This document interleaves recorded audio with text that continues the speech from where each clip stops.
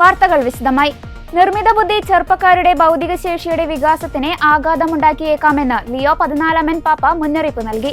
ഇത് യാഥാർത്ഥ്യം ഗ്രഹിക്കാനും വിശകലനം ചെയ്യാനുമുള്ള മനുഷ്യകുലത്തിന്റെ സവിശേഷമായ കഴിവിനെ ബാധിച്ചേക്കാമെന്നും AI കുറിച്ചുള്ള 2ാം റോം സമ്മേളനത്തിൽ പങ്കെടുക്കുന്നവർക്ക് എഴുതിയ സന്ദേശത്തിലാണ് പാപ്പ ഇപ്രകാരം പറഞ്ഞത്. ഗണിതശാസ്ത്ര ബിരുദധാരിയായ മാർപ്പാപ്പ മെയ് 8 സ്ഥാനമേറ്റപ്പോൾ മുതൽ AI ബന്ധപ്പെട്ട അപകടങ്ങളെക്കുറിച്ച് മുന്നറിയിപ്പ് നൽകാറുണ്ട്. എന്നാൽ ഈ വിഷയത്തെക്കുറിച്ച് മാത്രമായി സംസാരിക്കുന്നത് ഇപ്പോഴാണ്. AI ഇത്രയധികം വിവരം ഇത്ര എളുപ്പം ഇതിനു മുൻപ് ഒരു തലമുറയ്ക്കും കിട്ടിയിട്ടില്ല.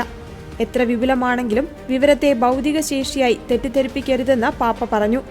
അതേസമയം ആരോഗ്യരക്ഷ, ശാസ്ത്രീയ കണ്ടുപിടുത്തം എന്നിവയ്ക്ക് AI ഉപയോഗിക്കുന്നതിനെ പാപ്പ സ്വാഗതം ചെയ്തു. അതിനിടെ ലോകത്തിന്റെ വിവിധ ഭാഗങ്ങളിൽ നടന്നുവരുന്ന സായുധ സംഘർഷങ്ങളും യുദ്ധങ്ങളും സഭയുടെ ഹൃദയത്തെ മുറിപ്പെടുത്തുന്നുണ്ടെന്നും യുദ്ധം കൊണ്ട് നമുക്കെല്ലാം നഷ്ടമായേക്കുമെന്നും ലിയോ 14 പാപ്പ പറഞ്ഞു. യുദ്ധത്തോടെ എല്ലാം നഷ്ടപ്പെട്ടേക്കാം എന്ന പിയൂസ് 12 പാപ്പയുടെ വാക്കുകൾ ആവർത്തിച്ചു. യുദ്ധങ്ങളെ സാധാരണ സംഭവങ്ങളായി കണക്കാക്കുന്ന മനസ്ഥിതി അവസാനിപ്പിക്കണമെന്നും പാപ്പ കൂട്ടിച്ചേർത്തു. 2ാം ലോക മഹായുദ്ധകാലത്ത് 12 പിയൂസ് പാപ്പ പറഞ്ഞ സമാധാനം കൊണ്ട് നമുക്കൊന്നും നഷ്ടമാകുന്നില്ല, എന്നാൽ യുദ്ധം കൊണ്ട് നമുക്കെല്ലാം നഷ്ടമായേക്കാം എന്ന വാക്കുകൾ ആവർത്തിച്ചുകൊണ്ടാണ് ലിയോ 14 പാപ്പ യുദ്ധമെന്ന തിന്മയ്ക്കെതിരെ സ്വരമുയർത്തിയത്. യുക്രൈൻ, ഇറാൻ, ഇസ്രായേൽ, ഗാസ തുടങ്ങി യുദ്ധങ്ങൾ അരങ്ങേറുന്ന ലോകത്തിന്റെ വിവിധയിടങ്ങളിൽ നിന്നുയരുന്ന വിലാപം സഭയുടെ ഹൃദയത്തെ മുറിവേൽപ്പിച്ചിട്ടുണ്ടെന്ന് പാപ്പ പ്രസ്താവിച്ചു.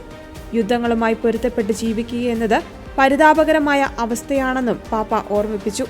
യുദ്ധങ്ങളിൽ വിവിധ തരത്തിലുള്ള ശാസ്ത്ര സാങ്കേതിക വിദ്യകൾ ഉപയോഗിക്കുന്ന ആയുധങ്ങൾ ഇക്കാലത്ത് ഉപയോഗിക്കുന്നതുകൊണ്ട് തന്നെ മുൻകാലങ്ങളെക്കാൾ വലിയ ക്രൂരതയിലേക്കാണ് നാം നയിക്കപ്പെടുന്നതെന്ന് 2ാം വത്തിക്കാൻ കൗൺസിൽ ഓർമ്മപ്പെടുത്തിക്കൊണ്ട് പാപ്പ ഉദ്ധരിച്ചു.